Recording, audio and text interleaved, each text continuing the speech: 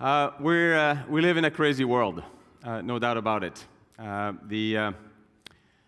Who would have imagined that 10 years ago we would have thought that the world's largest hotel service didn't own a hotel, that the world's largest taxi service didn't own a taxi, and of course the world's largest retailer didn't own any store.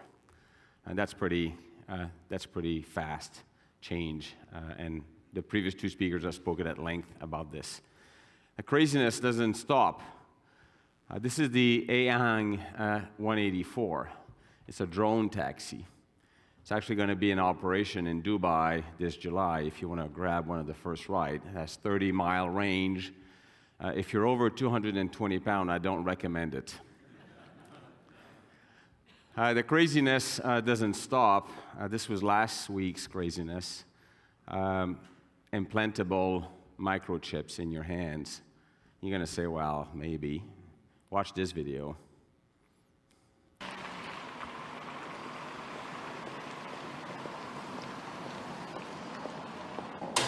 So the biggest benefit, I think, is convenience. It basically simplifies your life, and that's why I think people find it interesting, because you don't have to have keys, you don't have to use tags or anything else for using printers. You can do airline fares with it. You can also go to your local gym, etc. So it basically replaces a lot of things you have other communication devices for, whether it be credit cards. That's why, yeah. I saw this at a fair once and got really excited because it's finally got into using it in movies, and now it's available for common people. Now see how technology is going to make you happy? Look at the smile on that face. Now it looks like the injections get done in a place where there's a lot of booze, as you can see as well from the picture. So I brought my injector. I might do a couple at the back here right after the break. All right, obviously, I'm not going to take this conversation to sci-fi too much longer. I'm going to bring this down to earth, hopefully have a real innovation talk. When we talk about innovation, obviously, first thing that comes to mind is it's R&D, great discovery, and of course it's that. It's wonderful engineering products like airplanes, and of course it's that. But I guess in the last 10 years, 15 years, we've had a lot more of this, which is customer-focused innovation. How do I change how I do my banking? How do I change how I do buying? And we've, of course, had forever efficiency-level innovation. The building on this picture, as some of you may know, is a 30-story building. It was built in China in 15 days. 15 days basically because it's prefab technology. We're manufacturing buildings with that. So innovation is a whole series of things, and I think we need to keep an open lens to all of that. I want to talk obviously about innovation because everybody thinks it's critical. You take any kind of survey, and everybody will tell you innovation is critical, and I actually don't do innovation very well. And that's why we show up at these conferences. And you've heard it all. Tom went over many of the things that we've had in reports after reports after reports in Canadian innovation. We don't invest enough in R&D. We commercialize less. Our companies are subscale. We don't take advantage of government procurement, insufficient access to talent. Add your own. The list is long. That's the macro picture, but I thought today it'd be actually good with a bunch of people who work in companies to try to construct a bit of an innovation agenda for Monday morning. And I'm going to construct this with you guys on two fronts. The first one is meat and potatoes. How do we close the gap to best practices? It's not sexy, it's not a taxi drone, but it's the source of the initial wave of innovation that any company should have. And the second one is going to be about leveraging technology. We are in a fast, accelerating technology world, and that'll be the second part of the agenda that I'll try to construct with you. I didn't pick those two parts randomly. When you actually look at the economic potential of countries, and we did this analysis at McKinsey over 19 different countries, and we started to look, okay, where could we find acceleration in productivity, economic productivity, and they came basically, half came from the first bucket, second half came from the second bucket. There's a lot to be had with good old finding a great idea from somewhere else and bringing it back in our companies. It's been true forever. When I joined McKinsey, we used to do a lot of support function benchmarking. So how do you make your HR function better? How do you make your finance function better? The benchmarking tools were available back then, 15, 20 years ago, and we could tell you your cost per invoice, was it in line, not in line? Your HR cost per employee, was it in line, not in line? Yet, last week, met with the CEO of an insurance company, and he was telling me about the effort he was making to improve support function, and I asked him, well, what's the gap? What's the gap you're going after? And he didn't know. It's not acceptable today, in today's world, if you have widely available data on performance of a process that it's not benchmarked. It should be benchmarked. This is not expensive, and it's the source of an initial innovation. And now we can do the same thing with customer journeys.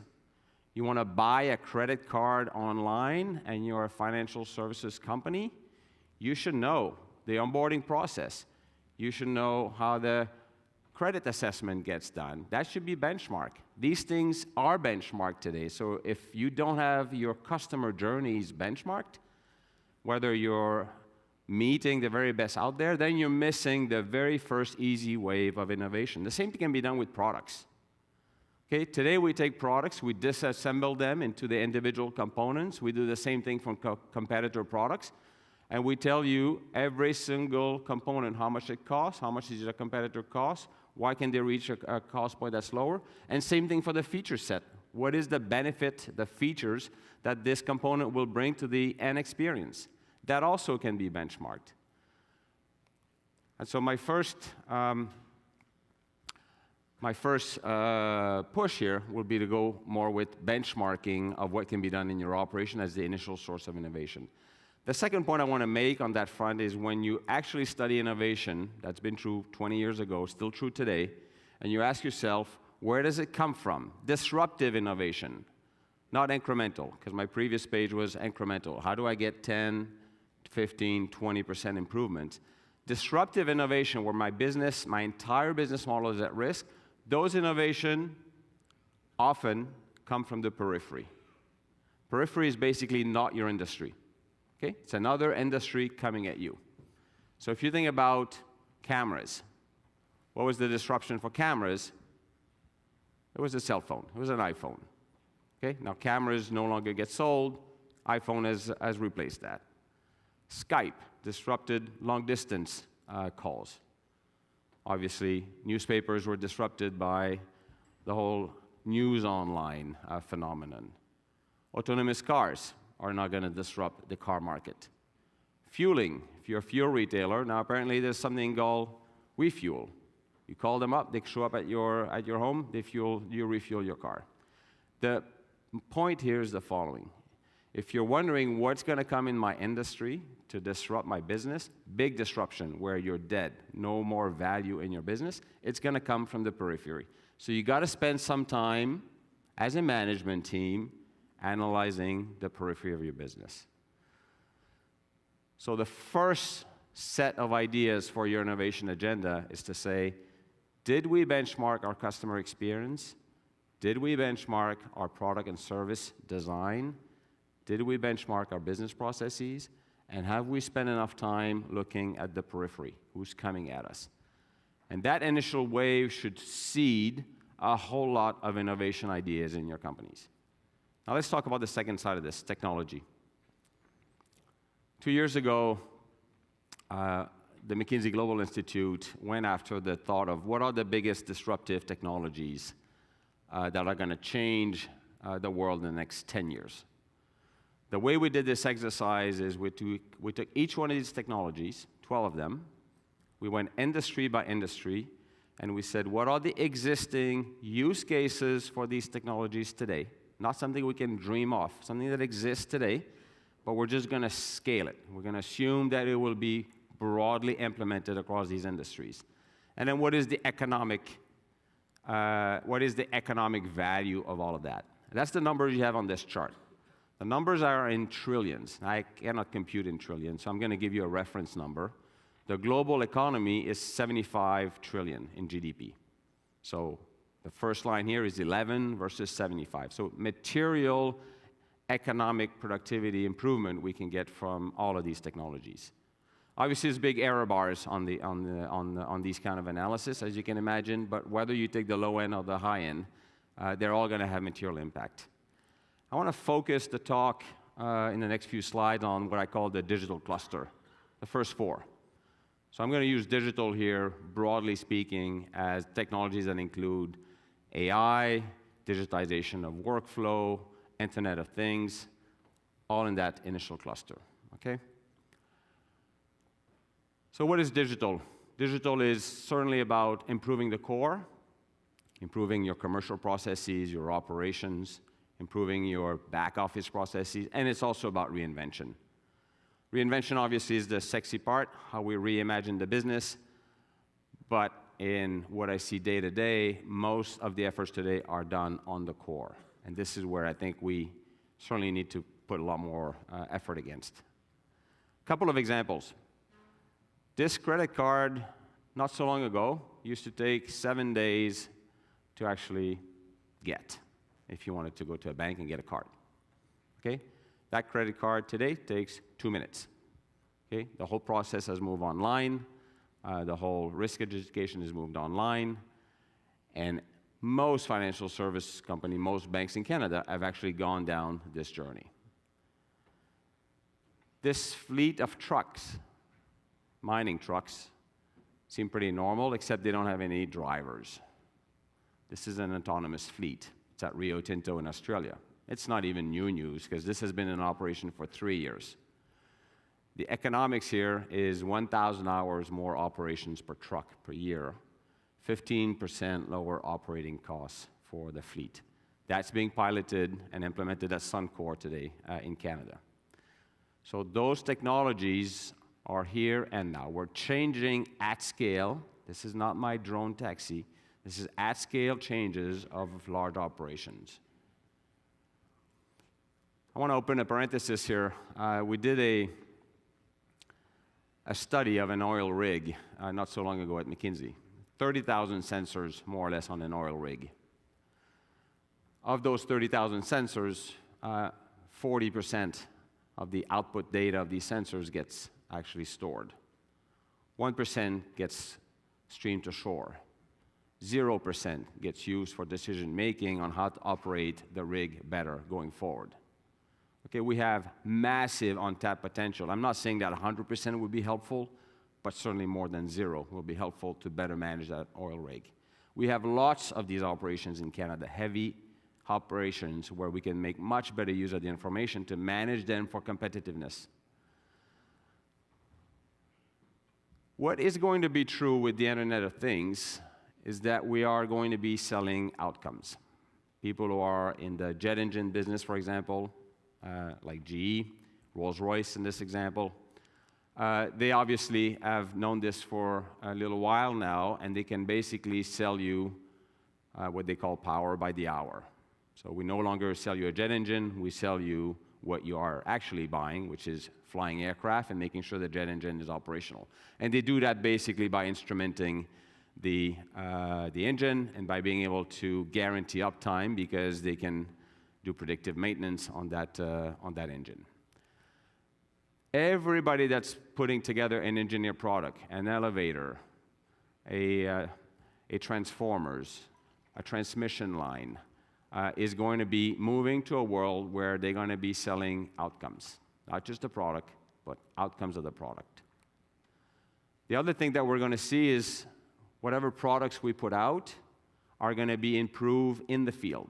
And I think we got a great demonstration of that when Tesla had some issues with their batteries in a couple of S model vehicles. And what they were able to do is download software to change the suspension characteristics, basically raise the suspension of the car under certain road conditions. The product got improved in the field. Imagine the old world, or the world most of us are in if we don't own a Tesla, which is we have to get a recall, show up at the dealership. Well, that's a massive breakthrough in terms of being able to improve the customer experience. This is a wire harness. All of you have flown before in an aircraft. You have miles and miles of wires to basically connect all of the different components and instruments of the plane. I want to show you a video of how you improve the process of putting a wire harness together.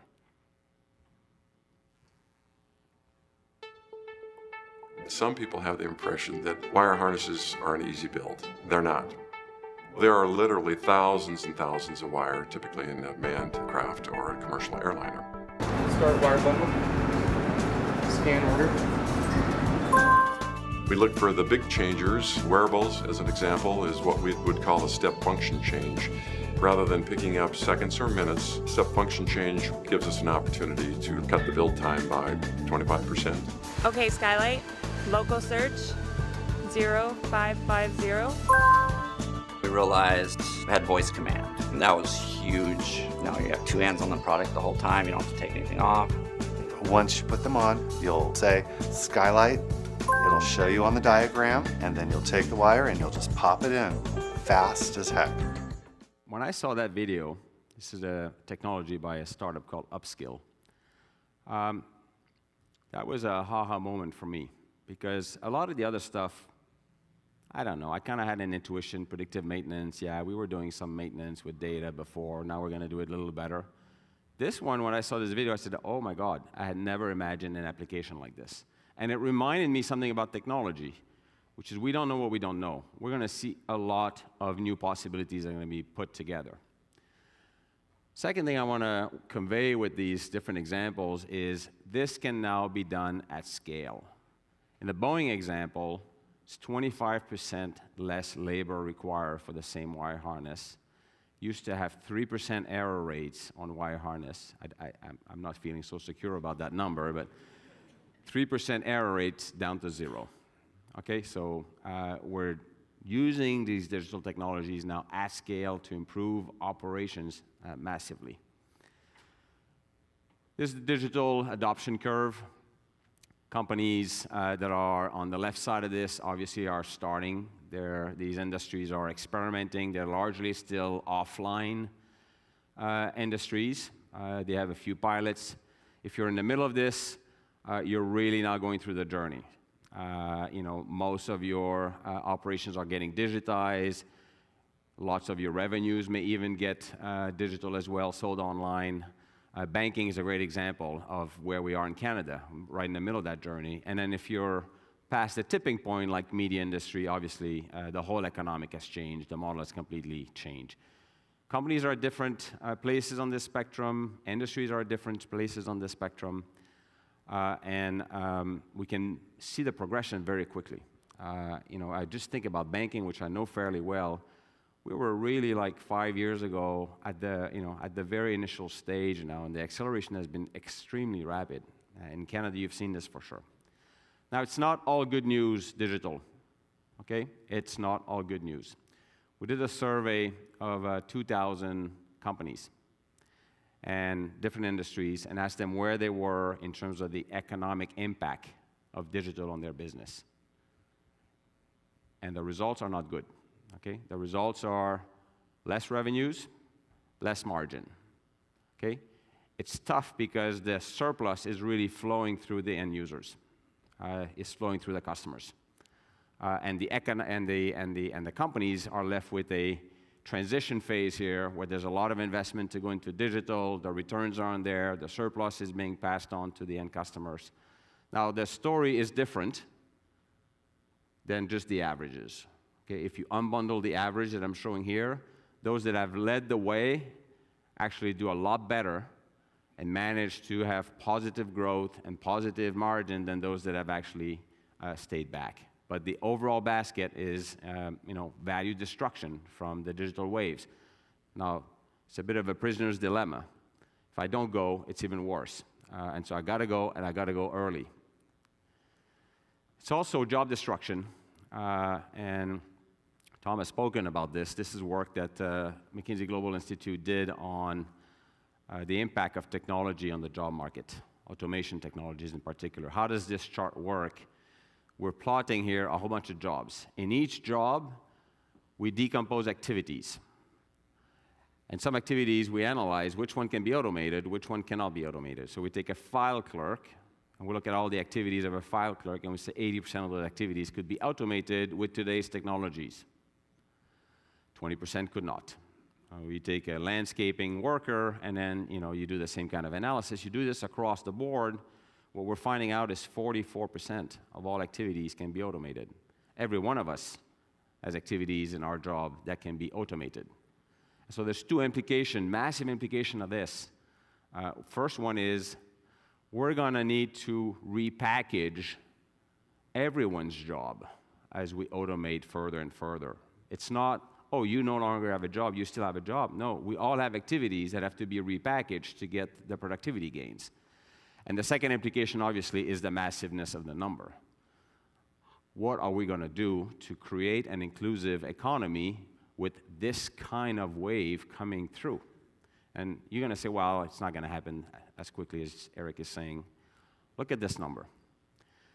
This is essentially the cost of an employee, full-time employee in Canada. Let's call it $60,000 to $100,000. If you offshore that job, which we have done for the last 20 years, it's $15,000 to $25,000.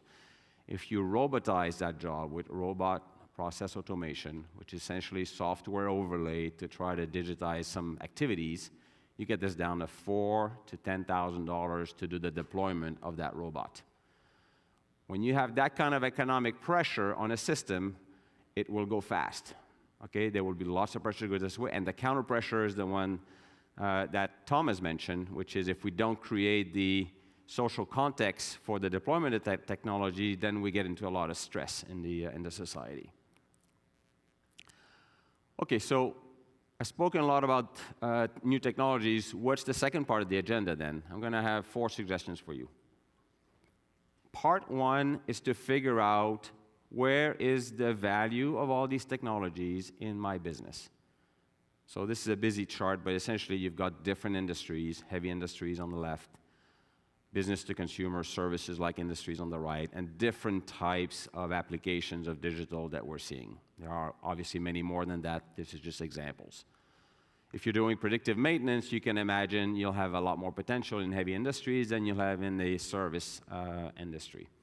And so the first priority for anyone is to basically figure out where will this basket of technology have impact in my business? And it's not all going to be the same for everyone. So figuring out where are the big nuggets so you can prioritize your journey. Second is talent.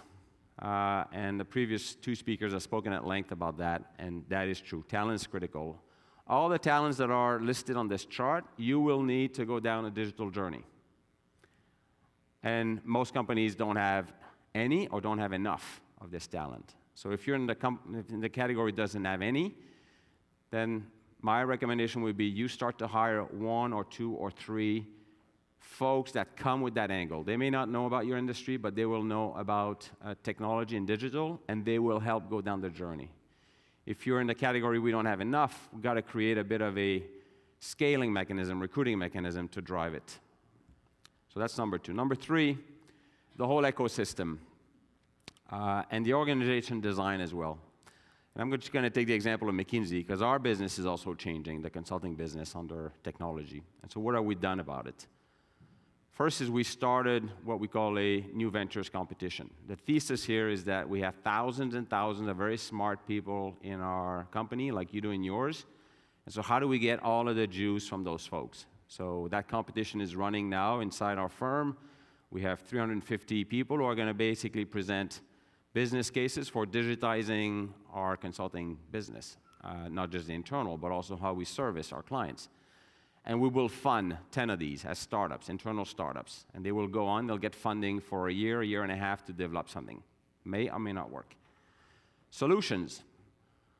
Our traditional model of just serving clients with consulting engagements and a team that goes is now being challenged or complemented by a set of solutions where the customers, the clients are saying, we'd like to buy a piece of benchmark, we'd like to buy a piece of analytics. We actually don't need a consulting team.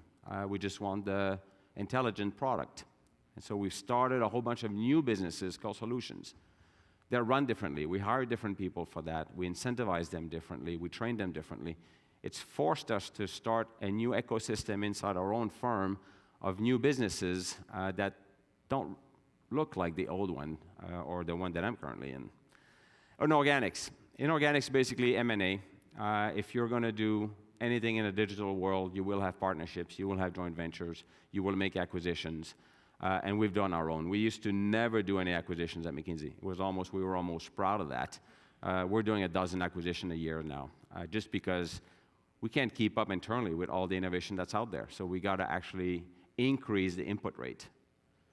And organic scale-up. Whenever we end up on a big nugget, I'll take Internet of Things, where we think there's going to be something really big, something where we need to actually pull across our different organizational structures because it can't reside neatly inside the current structure we have, then we create an overlay structure. We call them scale-ups. We have 3 or 4 of them that are running, and that allows us to basically cut across the organization.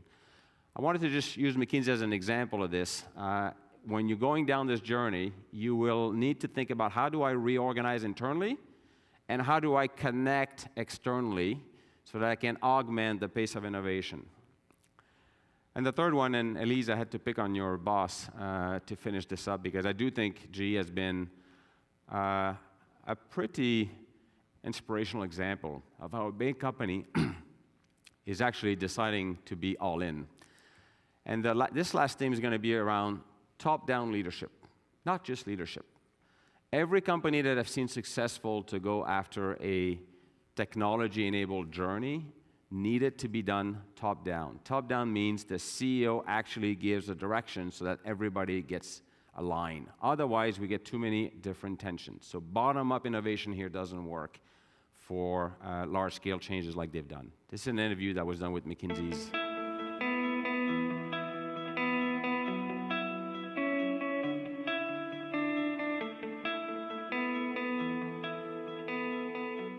When we think about, if you think about a jet engine today, or a locomotive, or a MR scanner, maybe a new jet engine might have 100 sensors on it. These sensors have the capability to take continuous data about the heat of the engine, the fuel consumption, the wear of the blades, the environment that they're taking off in, a series of things. And one flight between New York City and Chicago produces a terabyte of data. So industrial companies are in the information business whether they want to be or not. This is going to happen in the industrial space. Now you add to that a series of decisions every company needs to make about, do I outsource all that? Do I do it myself? Do I change my business model accordingly? And the decision we've made is that we just want to be all in. We want to treat analytics like it's as core to the company over the next 20 years as material science has been over the last 50. That's why I circle back and would say to any CEO, industrial and non-industrial, this is going to be the most important thing that you're going to work on, at least in this era, where we are right now. GE is really all in on this. Obviously, there's something about strategy sometimes that we forget. Strategy is a hard to reverse choice. When you're all in, you're giving a direction, you're making investment. It's hard to reverse, but that commitment actually makes a difference. So just to recap the agenda, a lot of best practices and periphery scan on the first item. On the second item, what's the roadmap? Where will these technologies create value in my company? Talent, do I have at least the initial talent to get started? We're not talking about dozens and dozens here to get started. 1, 2, or 3 individuals will make a difference to help you go down this journey. Ecosystem and organization design. Am I sufficiently connected to the outside world? And am I organized internally to foster the innovation? And top-down leadership. If the CEO doesn't give a strong direction so that everybody gets aligned in the company, it's hard to get started. All right, thank you. Open for some questions.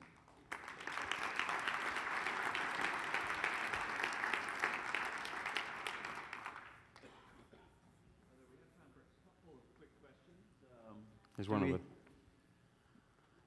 Neil, there's one over there. Oh, there we are.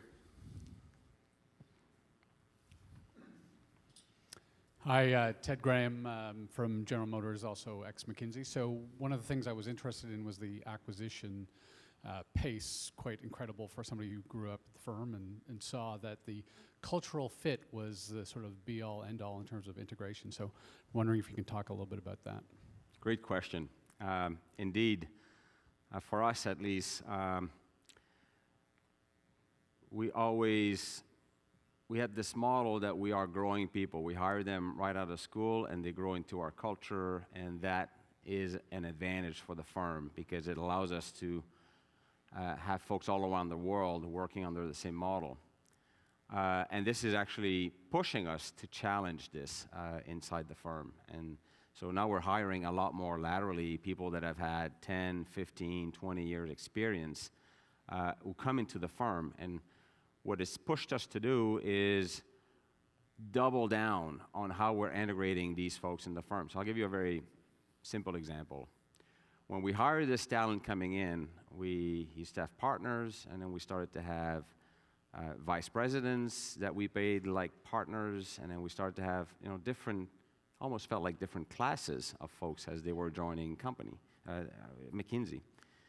And last year, the senior partners got around the table, and we said, no, there's only going to be one partner, one type of partner in the firm, and we're all going to integrate those folks even though they come with different profiles. And so we're making a step here to say the partnership will not be the same monolithic partnership that we had before. It's going to actually feel different, but we're all going to have the same rights as partner. There's not going to be two types of partnership. That's one example. What we're going through, I mean, it's not straightforward, to be honest. We're going through that. There's a lot of tension in the system because of this, but we're past now debating whether we're going to do this or not. We are going to do it. We are going to figure out the formula, and we're on a journey to do that.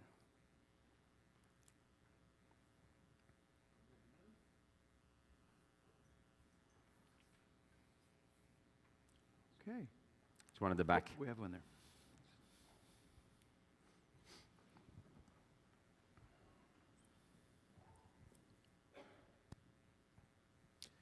Hi, thanks for the opportunity to ask a question. Nigel van der Linden from Plum. Wondering what role culture, and specifically company culture, plays in terms of the success or the adoption of innovation initiatives in a company. Thank you. Yeah, I mean, you'll expect, obviously, the answer I'm going to give. It's obviously critical. And culture is actually critical to any large change you want to make in a company, not just one that's related to innovation. My experience is that it has to start with the top, and it has to be experiential. So Elise talked a little bit about the experiential component of that, or maybe it was Tom, where all these CEOs are going around the world in different trips to get immersed and to feel what the new technologies is all about. And that's certainly true at the CEO level, but where I've seen large Canadian clients actually go down this journey is the top team gets religion, and then they organize different waves where the next layers down in the organization can start to experience. And it's not everybody's going to Silicon Valley, obviously. It's different mechanism. But that experience set, you have to feel it to eventually jump and say, yeah, I got it. I know where this is going to go. I'm starting to trust. I'm feeling less threatened. So building a lot of experiential moment, I found is pretty critical. So top leadership, creating experiential moment, and celebrating success. And so whenever you're starting down the journey, obviously, and that's true for any large change program and true for a digital one as well, being able to echo in the company the early successes. And the employees actually will have a vivid memory of working with the client.